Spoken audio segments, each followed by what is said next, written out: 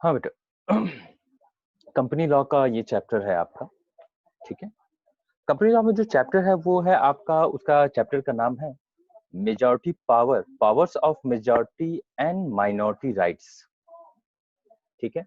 बहुसंख्यक के अधिकार और अल्पसंख्यक के नहीं, बहुसंख्यक की शक्तियां और अल्पसंख्यक के अधिकार, ठीक है। हिंदी में थोड़ा सा कॉम्प्लिकेटेड हो जाता है, ठीक है। The power of the majority and rights of minority, बहुसंख्यक की शक्तियां और अल्पसंख्यक के अधिकार, यह है चैप्टर का नाम।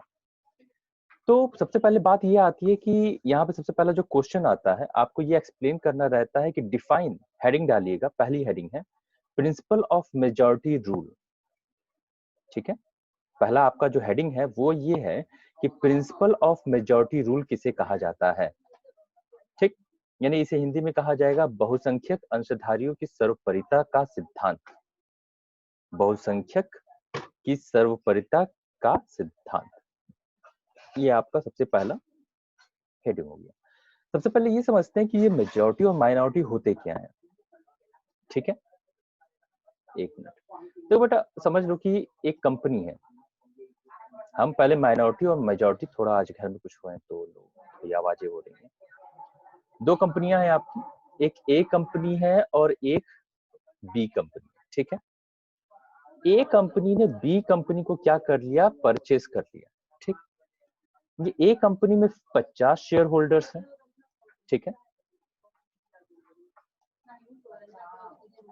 शेयर होल्डर्स हैं, ठीक है। और यहाँ पे आपकी जो बी कंपनी है उसमें 450 शेयर होल्डर्स हैं, ठीक है ना। अब ये बताओ अल्पसंख्या में कौन है, माइनॉरिटी कौन है। ये जो 50 शेयर होल्डर्स हैं ये आपके क्या हो गया, माइनॉरिटी में जो कम संख्या में है, और ये 450 जो है ये हो गया मेजॉरिटी में, है ना, जो कि ज्यादा संख्या में है। तो इसी को क्या कहा जाता है, ये माइनॉरिटी हो गई और ये आपका मेजॉरिटी हो गया। आई होप आपको समझ में आएगा कि माइनॉरिटी और मेजॉरिटी, अल्पसंख्यक और बहुसंख्यक क्या हो गए। मम्मी, मम्मी दरवाजा बंद कर लीजिए, ठीक है। चलिए अब बात करते हैं प्रिंसिपल। ये जो आपका प्रिंसिपल है, ये प्रिंसिपल क्या कहता है कि प्रिंसिपल ऑफ मेजॉरिटी रूल होता क्या। प्रिंसिपल ऑफ मेजॉरिटी रूल का सीधे सीधे ये मतलब होता है कि एक कंपनी में मेजॉरिटी ने अगर कोई डिसीजन ले लिया, मेजॉरिटी ने डिसीजन ले लिया मतलब आप समझिएगा इसका कि भाई अगर 50% से ज्यादा लोगों ने किसी चीज को डिसाइड कर लिया, 50% से ज्यादा, ऑब्वियस सी बात है, तो वो मेजॉरिटी में आ गया, बहुसंख्यक में आ गया। और अगर मेजॉरिटी ने जो डिसीजन ले लिया 50% से ज्यादा फेवर में होके, तो उस रूल को मानना पड़ता है। किसी भी ऑर्गेनाइजेशन में कोई डिसीजन 50% से ज्यादा लोगों ने लिया है तो उस डिसीजन को मानने के लिए हर कोई बाध्य होता है, बाउंड होता है, ठीक है ना। The minority is bound to obey the rules taken by the majority. तो उसी चीज का ये पहला है, हिंदी और इंग्लिश में लिख लीजिएगा कि as a rule the majority has its weight in the management of the company. It means that the will of the majority shall prevail and will bind the minority. This principle is known as the principle of majority rule, as was established in the leading case of the Foes versus Hobbiton 1843. अब ये जो rule लिया था आपका principal of majority rule, ये rule का decision आपका आया था फोर्स वर्सेस हॉर्बिटल के केस में। अब इस केस स्टडी को देखिएगा, फोर्स वर्सेस हॉर्बिटल के केस में हुआ क्या था। फोर्स वर्सेस हॉर्बिटल में ये हुआ था, एक कंपनी थी जिसके 2 शेयर होल्डर्स थे, ठीक है। मामला ये हुआ कि जो डायरेक्टर्स होते हैं उन्होंने अपनी प्रॉपर्टी को कंपनी को ही ज्यादा पैसों में बेच दिया। कंपनी के डायरेक्टर्स ने कंपनी को जो कंपनी को डायरेक्टर्स ने अपने असेट्स को कंपनी को ज्यादा प्राइस में बेच दिया। तो ये 2 लोग थे, 2 शेयर होल्डर्स थे जिन्होंने ऑब्जेक्शन किया। तो जब ऑब्जेक्शन किया तो कंपनी मीटिंग बुलवाई गई और उसमें डिसीजन लिया गया। और डिसीजन में ये हुआ कि डायरेक्टर्स के खिलाफ कोई भी डिसीजन नहीं लिया जाएगा। और ये डिसीजन कैसे हुआ, जो मेजॉरिटी यानी 50% से ज्यादा लोगों ने डिसाइड किया इस फेवर में कि डायरेक्टर्स के खिलाफ कोई अगेंस्ट कोई भी डिसीजन नहीं लिया जाएगा। तो फिर क्या हुआ, तो फिर अब जो दो शेयर होल्डर्स थे जो इससे नाखुश थे वो कोर्ट में चले गए, और कोर्ट ने भी यही कहा कि ये जो एक डायरेक्टर्स कंपनी को क्या कर रहा है, असेट्स बेच रहा है, और उसमें पूरी कंपनी की जो हो रही है, पूरी कंपनी की अपना पूरे कंपनी का तो उसमें इंटरेस्ट शामिल है। तो जब पूरी कंपनी का इंटरेस्ट शामिल है और कंपनी के लोगों ने ही, मेजॉरिटी के लोगों ने ही ये डिसीजन लिया है, तो उस डिसीजन को माना जाएगा। यानी कि अगर किसी कंपनी में 50% से ज्यादा लोगों ने कोई डिसीजन लिया है तो उसको मानना जरूरी है, माइनॉरिटी उसे मानेगी। तो उस फोर्स वर्सेस हॉस्पिटल के केस में ये क्या किया गया, डिसीजन दिया गया। ठीक है, तो ये केस स्टडीज भी आप क्या करोगे, वहां पे लिखोगे। ओके, चलिए आगे चलते हैं।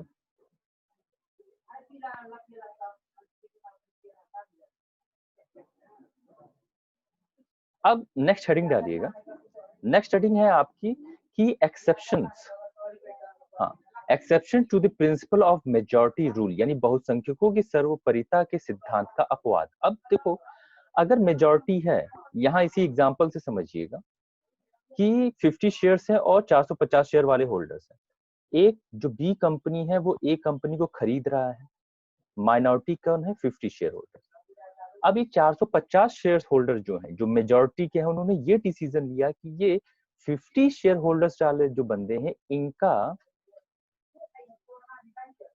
वोटिंग राइट हम क्या करेंगे, हम खत्म करेंगे। इनका वोटिंग राइट जो होता है,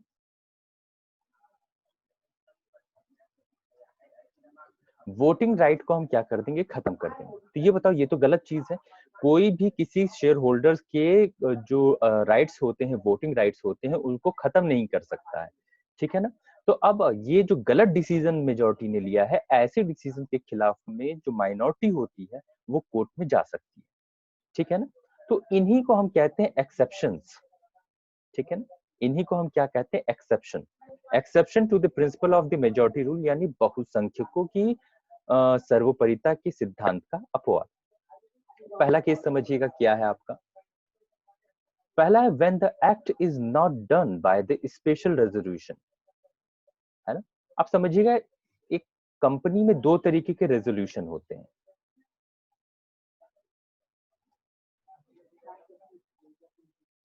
ठीक है ना, दो तरीके के रेजोल्यूशन होते हैं।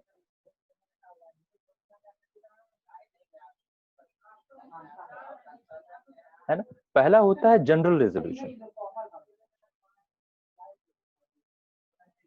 General resolution. ठीक है, और दूसरा आपका क्या होता है, स्पेशल रेजोल्यूशन। स्पेशल, ठीक है, ये दो तरीके के रेजोल्यूशन होते हैं कंपनी में। रेजोल्यूशन का मतलब क्या होता है, किसी डिसीजन को लेने का तरीका। 50% रेजोल्यूशन का मतलब हो, या जनरल रेजोल्यूशन का मतलब होता है, यानी कि अगर 50% से ज्यादा लोग किसी के फेवर, किसी चीज के फेवर में हो गए, तो उसको जनरल रेजोल्यूशन से पास किया जाना कहा जाता है ना। अगर कोई डिसीजन 50% से ज्यादा लोग फेवर करके पास कर देते हैं और 50% से ज्यादा लोगों के फेवर होने की जरूरत होती है, तो उसे हम जनरल रेजोल्यूशन कहते हैं। मगर स्पेशल रेजोल्यूशन क्या होता है, ये बहुत ही इंपॉर्टेंट चीजें होती हैं, जैसे कंपनी का नाम बदलना, उसका ऑफिस बदलना, उसका ऑब्जेक्टिव बदलना, मोटिव बदलना, उसकी पावर्स को आप अल्टर कर रहे हैं, चेंज कर रहे हैं, उसके पावर्स को अल्टर कर रहे हैं, तो फिर उसको भी आप चेंज कर सकते हैं। पेन मम्मी,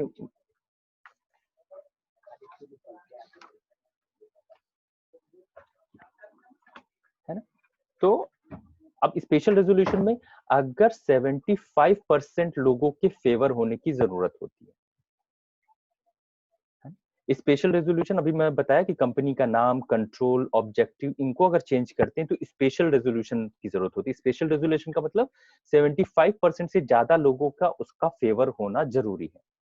ठीक, तो वही पहला पॉइंट लिख रहा है कि अगर कोई ऐसा काम है जिसके लिए स्पेशल रेजोल्यूशन की जरूरत है और आपने 51% वाला रेजोल्यूशन पास करके उसे आगे बढ़ा दिया है, तो ऐसी सिचुएशन में आप कोर्ट में जा सकते हैं। फिर समझिएगा, एक ऐसा रेजोल्यूशन है जिसको 75% लोगों से पास होना चाहिए, मगर उसको 50% से ज्यादा लोगों का ही बस करवा के पास करवा दिया गया। तो ऐसी सिचुएशन में जो माइनॉरिटी हो सकती है, वो माइनॉरिटी जो होती है वो कोर्ट में जा सकती है। दूसरा समझिएगा, if the personal rights of an individual member have been infringed. एक शेयर होल्डर के क्या राइट्स होते हैं? एक शेयर होल्डर का राइट होता है राइट ऑफ इंफॉर्मेशन, वो इंफॉर्मेशन पाने का अधिकारी है। दूसरा, राइट टू वोट, वोट देने का अधिकार है। तीसरा, right to get the dividend, लाभांश पाने का अधिकार है। अगर इनमें से किसी भी अधिकार को खत्म करने के लिए कोई मेजॉरिटी ने डिसीजन लिया है, ठीक है, तो उसके अगेंस्ट भी हम कोर्ट में जा सकते हैं। फिर क्या है, with act done is illegal और अल्ट्रा वायरस। देखिए, अल्ट्रा वायरस, जब आप बीकॉम फर्स्ट ईयर में थे और आपने वहां पे पढ़ा था doctrine of ultra vires. Ultra vires का मतलब, कंपनी की अपनी एक पावर होती है, उस पावर से ऊपर जाके अगर वो उस पावर से, यानी जो करने का उसका राइट्स नहीं, वो अधिकार से बाहर जाके वो काम कोई करता है, उसी को कहते हैं अल्ट्रा वायरस। ठीक है, यानी आपको जो पावर दी गई है उससे ज्यादा का आपने काम किया। तो समझ लो कि एक फार्मा वाली कंपनी है, मैरिजुआना का बिजनेस करती, केवल दवा के लिए उसे पावर है, मगर वो और किसी गलत काम के लिए एक बिल क्या करते हैं, पास करते हैं स्पेशल रेजोल्यूशन से, यानी कि मेजॉरिटी ने। तो ऐसा डिसीजन जो मेजॉरिटी ने लिया है जो कि इलीगल है, तो उसे भी, उसके अगेंस्ट भी माइनॉरिटी क्या कर सकती है, कोर्ट में जा सकती है। When the majority are the presenting a fraud on the minority, है ना, यही वाला केस जो आपका था कि ये जो मेजॉरिटी होती है, जो पहला वाला मैंने आपको बताया था कि बी कंपनी ए कंपनी को खरीद रही है, ए कंपनी के पास 50 शेयर होल्डर्स हैं और बी कंपनी में 450 415। तो ये 450 शेयर होल्डर्स ने ऐसा डिसीजन लिया कि वो 50 शेयर होल्डर्स का नुकसान हो रहा है, उनके साथ फ्रॉड किया जा रहा है मिलकर। तो ऐसी कंडीशन में भी जो माइनॉरिटी होती है वो क्या कर सकती है, कोर्ट में जा सकती है। नेक्स्ट पॉइंट है आपका fifth point, in the condition of the change in the rights of the share holders. Share holders के अधिकारों में अगर कोई भी परिवर्तन किया जाए, है ना, किसी भी तरीके का चेंज अगर किया जाता है, तो ऐसी कंडीशन में भी माइनॉरिटी कोर्ट में जा सकती है उसके अगेंस्ट। दो और, in the condition of the reconstruction और the amalgamation of the company. समझिएगा, रिकंस्ट्रक्शन और एमलगमेशन होता क्या है। रिकंस्ट्रक्शन, एक कंपनी जो खुद में अब सुधार करना चाहती है, तो वो अपने असेट्स और लाइबिलिटीज का क्या करती है, फिर से रीवैल्यूएशन करती है, फिर से उसका कैलकुलेशन करती है। तो एक मिनट में दिखा रहा हूं।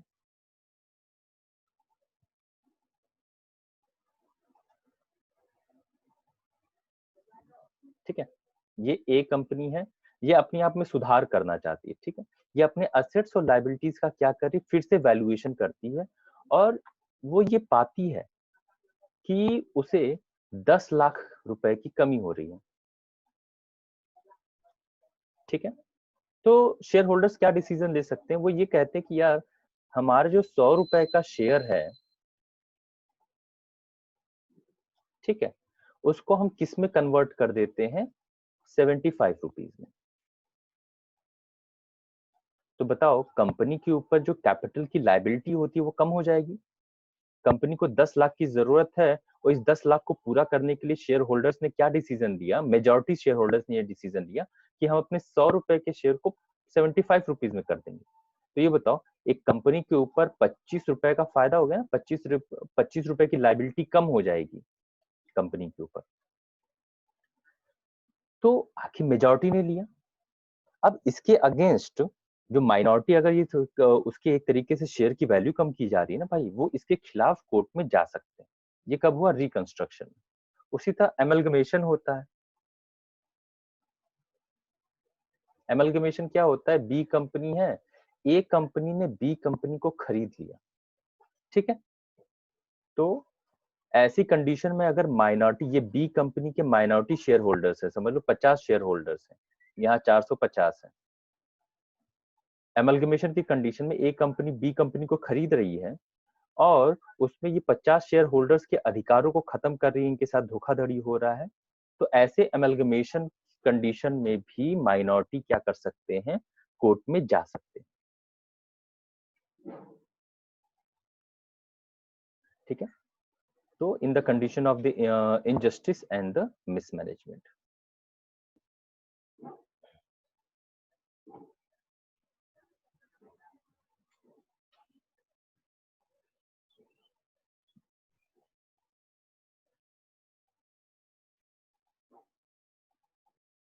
और लास्ट वाला है इन the condition of the injustice and the mismanagement, यानी अगर कंपनी में किसी भी तरीके का अन्याय हो रहा है, यानी माइनॉरिटी के साथ कुछ गलत किया जा रहा है और मैनेजमेंट में गड़बड़ी है, मैनेजमेंट अपना काम बेहतर तरीके से नहीं कर रही है और धोखाधड़ी वाला काम कर रही है, तो ऐसी कंडीशंस में क्या होता है, एक माइनॉरिटी कोर्ट में जा सकती है। तो ये 7 कंडीशन है जो ये बताती हैं कि मेजॉरिटी अगर कुछ ये 7 डिसीजन लेती है तो भी माइनॉरिटी क्या है, उनके खिलाफ कोर्ट में जा सकती है, ठीक है।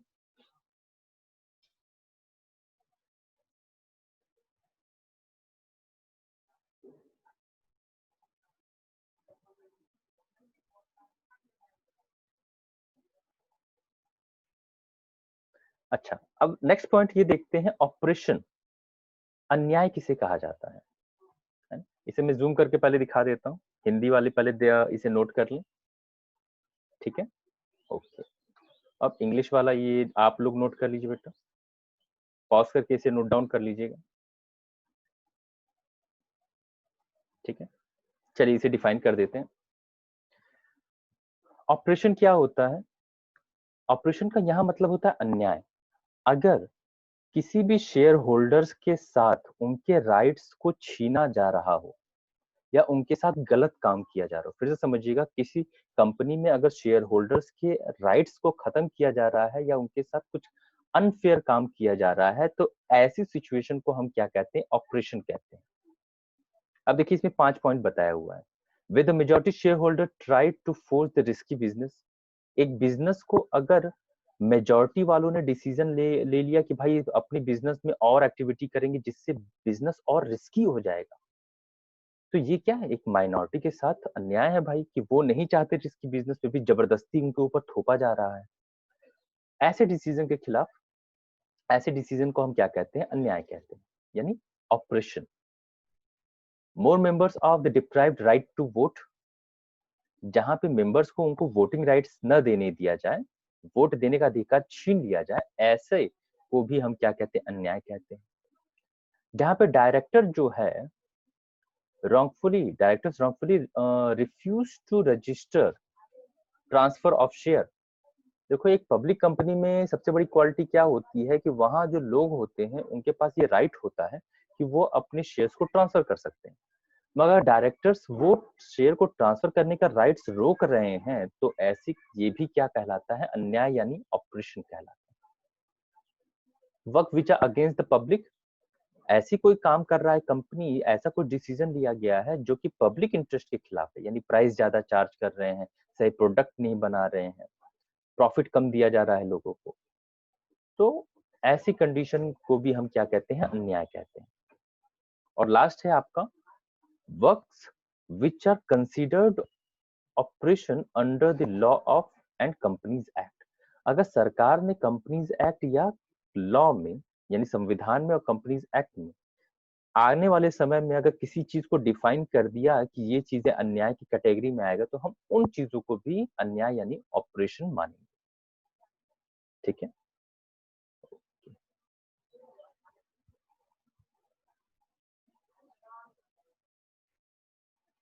और लास्ट ये मिसमैनेजमेंट देख लीजिएगा, ठीक है ना, कि मिसमैनेजमेंट किसे कहा जाता है, ठीक।